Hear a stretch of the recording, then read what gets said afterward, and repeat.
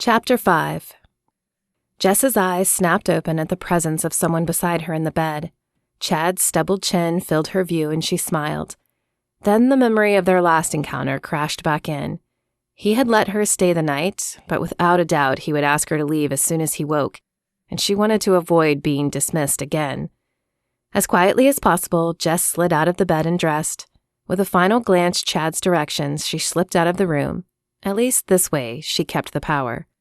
"Early breakfast?" Emily asked as Jess entered the room. "Good night," Jess answered with a smile, deciding to make Emily as uncomfortable as possible. "I guess you did too, since you were out late yourself. At least you weren't back by the time I left." "I did," Emily said with a sweet smile, ignoring the innuendo. "Friday nights I have a Bible study with some friends. You could join us some week if you'd like." "I'd rather get teeth pulled," Jess returned, crossing to the sink to grab her shower items. Of course, Emily was off doing something religious. Did the girl do nothing else with her life? After a quick shower, Jess returned to the room and dressed. It was Saturday, and she had nothing to do. Perhaps it was time to find a job. Not that she wanted to work, but the money from her savings and the sale of her car would only last so long. Jess smoothed her hair down and headed out the door. Plenty of businesses lined the campus. Surely one of them would be hiring. The first shop she entered was a bookstore that also sold tech merchandise. Jess made her way to the back counter, where a girl about her age worked the counter. Unfortunately, she was clearly a preppy cheerleader type. Biting the inside of her lip, Jess forced a smile on her face. "Hi, is there an application I could fill out?" Jess asked when she reached the counter. The blonde cocked her head and flashed a smile that oozed pity. "Oh, I'm sorry. We aren't hiring right now. If you have a resume, I'd be happy to leave it with the manager." Resume. Of course. Why hadn't she thought to bring a resume? Maybe because she didn't have much work experience. She'd worked her junior and senior year at the one and only gas station in Paducah, but that was the extent of her job history, and it wasn't impressive. I forgot to bring one with me, but can I drop it by later?" Jess asked. "Sure," the girl said. Jess received the same story at the next 5 places she tried, and 2 hours later she returned to the dorm, tired and worried. If she couldn't find a job soon, she didn't know what she would do. "Hey," Jess cleared her throat. She couldn't believe she was about to ask Emily for help. "Do you know of any place that's hiring? I need to get a job." Emily looked up from the book she was reading and studied Jess. "My friend Jared works at the student union. I think he said they were hiring. Do you want me to check with him?" "Yeah, I guess that'd be cool," Jess said with a shrug. What was with this girl? She had been nothing but rude to Emily, and she was still willing to help?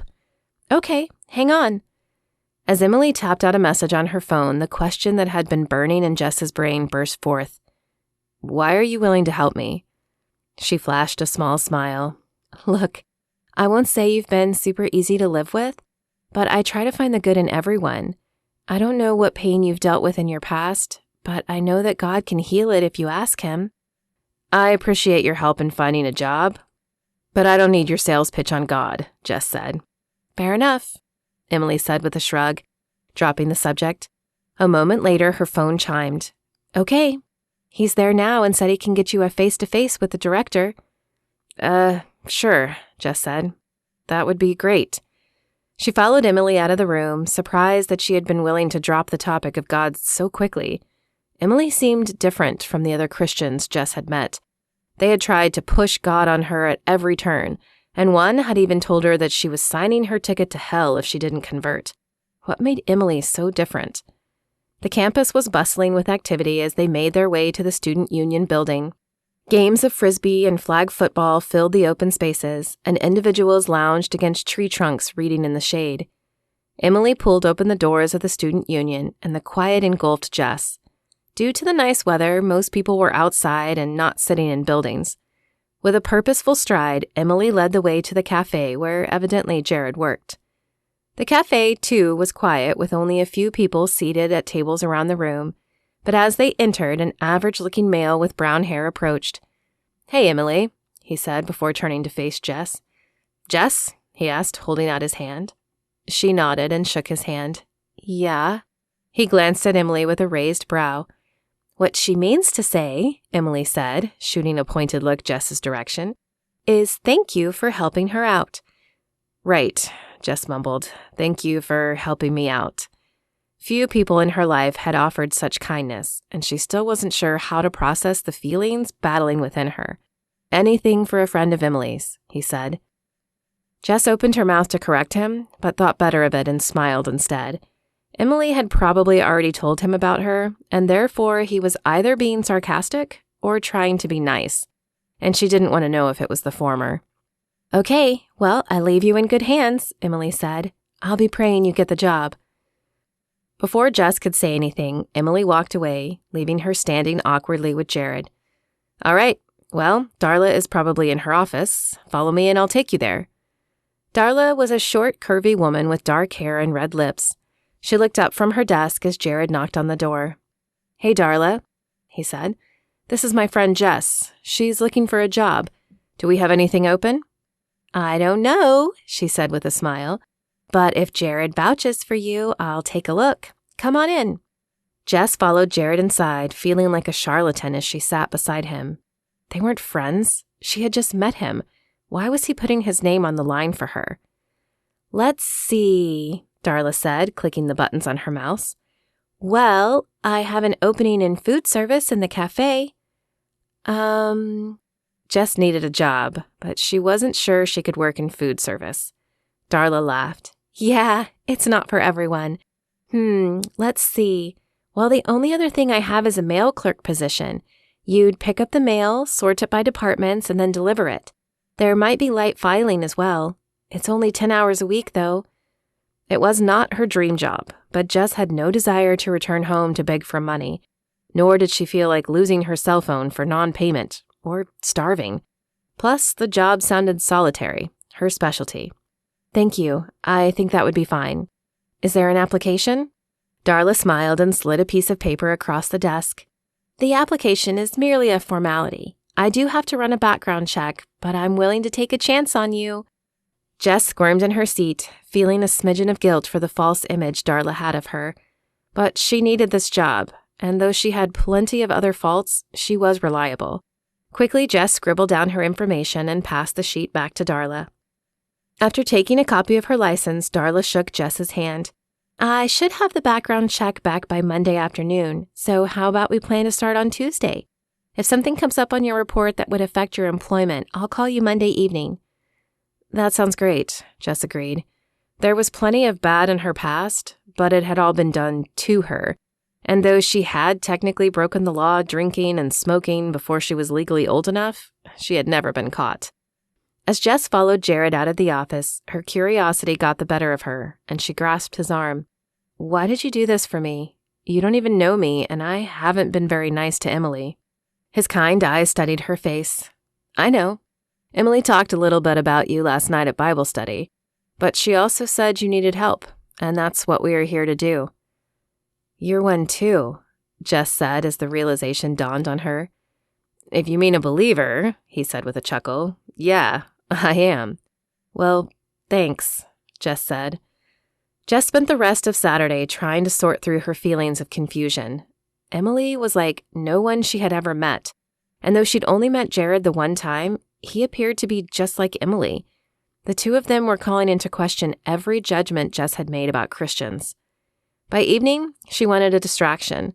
Her hand reached for her phone to call Chad, but she froze before dialing. She had just seen him last night. Would he consider this too soon? With a sigh, she put the phone down and opened her laptop. But after a few minutes of scrolling aimlessly, she closed the lid and grabbed her phone again. It might be too soon, but Jess needed to get her mind off Emily, and Chad was the only way she knew how to do it. I only have a few hours, he said over the phone. I have plans later. His words cut like a knife, reminding her that she was nothing more than a release for him, but she was too confused to care. That's fine, she shot back. I have plans too. 15 minutes later, Chad was in her room, and 5 minutes after that, they were in her bed. As soon as his lips touched hers, Jess's confusion flew out the window. For the moment, her thoughts were consumed with his chiseled body and luscious lips. That is, until the door opened. What are you doing? Emily gasped from the doorway. This is my room too. You can't do this here. Actually, she can, Chad spoke up. I don't need to hear from you, Emily said, turning angry eyes on him. Jess had never seen Emily angry, and after her help earlier this afternoon, Jess suddenly felt awful. I'm going to get dinner, Emily said, focusing her angry eyes back on Jess. I want him gone when I get back. The door slammed behind Emily, and Jess turned to Chad. Maybe you should go. Yeah, whatever. The mood is ruined anyway, and you're right. Your roommate is a piece of work. Jess shrugged, unwilling to agree with him, but not wanting to explain her change of heart. As they dressed, an enormous guilt descended on Jess's shoulder. She often felt used and disgusted with herself after intimacy, but this was the first time she felt guilty. Was it simply because Emily had been so nice to her, or was there some other reason? Next time, my place, okay, babe? Chad asked as he pulled open the door. Jess nodded distractedly as she returned the quick kiss he planted on her before sauntering off down the hall. After the door closed behind Chad, Jess returned to her bed and curled her knees to her chest. Slowly, her guilt turned to anger. Emily had no right to embarrass her like that, and she had no right to tell Jess she couldn't entertain a man in the room. She paid just as much for the room as Emily did. By the time Emily returned, Jess had worked herself into quite a tizzy. "What's your problem?" she demanded when Emily entered. She sighed as she dropped her wallet on the desk. "My problem is that I live here too. If you want to engage in that behavior, that's your deal, but I don't want to be a witness to it." "You can't tell me I can't have him here," Jess spat back. "That's true," she said calmly, "but I can ask you to respect my position, and I can tell you that he can't fill the void you have." "You know nothing about me." Jess's hands curled into fists at her side, but she found herself angrier that Emily was right. How many times had she used sex to fill the feelings of emptiness inside her, only to feel even emptier afterwards? "Not for lack of trying," Emily said as she sat on her bed. "I've been trying to get to know you all week, but you keep pushing me away." Jess wanted to hurl more hateful words at her, but none came to mind. With an angry huff, she shoved her earphones in and turned up the music. Emily was stirring up all kinds of feelings she didn't want to deal with. As Chad left Jess's room, he wondered again what he was doing with a freshman. He could have his choice of upperclassmen who didn't have uptight roommates. So why was he wasting his time with Jess? Except it didn't feel like a waste. Every time he was with her, he felt different, not so angry or something. He ran a hand across his jaw and shook his head. What was he thinking? The last thing he needed was to be falling for some woman. No, what he actually needed was a stiff drink, something to clear his head. Chad had never been much of a drinker, at least not until Kyle was killed. After Kyle's death, he had turned from prayer to the bottle. Tequila didn't solve everything, but it dulled the ache of missing his brother. Instead of heading toward his dorm, Chad turned toward University Avenue. Bruno's was open early and often had happy hour specials. "What can I get you, hun?" The bartender wore a tight-fitting shirt with the words, "Liquor is my passion," across her ample chest. "Shot of tequila," Chad answered as he slid into the upholstered bar stool. "Little early to be drinking, isn't it?" she asked as she turned to grab a glass. "Not if you need to do thinking," he replied. "I'm a good listener if you need ears," she said with a wide smile as she placed the glass in front of him. Chad gave her another once-over. She was pretty, though she wore a little too much makeup for his taste. However, she could probably distract him from Jess if he needed the distraction. "Thanks, I'll keep that in mind," he said with a wink, as he picked up the glass and downed the shot.